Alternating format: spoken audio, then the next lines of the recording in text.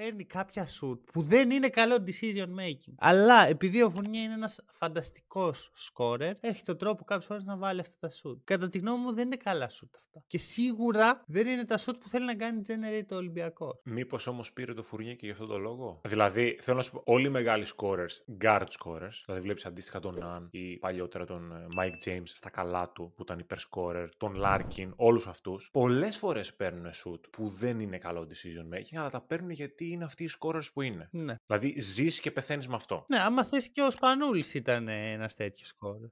Εννοείται. Μα εγώ είμαι πολύ OK με αυτό που κάνει ο Φουρνιέ. Αυτό είναι το παιχνίδι του. Αν είχε 2 στα 8 θα ήσουν OK όμως. Γιατί... Όχι, αυτό σου εξηγώ. Ο Ολυμπιακός είναι OK με αυτό. Και συγκεκριμένα ο Μπαρτζόκας το ρεγουλάρει αυτό το πράγμα. Ο Φουρνιέ ξέρουμε ποιος είναι, ξέρουμε τι μπορεί να φέρει στο παρκέ. Ναι. Όσο τον βάζει μέσα, ξέρεις ότι θα υπάρχει και αυτό. Ναι, φυσικά. Ο Φουρνιέ ξέρει ότι μπορεί να σου κάνει παιχνίδι με 7 στα 9 τρίποντα. Είναι αυτός ο παίκτης. Μπορεί να είναι killer από το τρίποντο.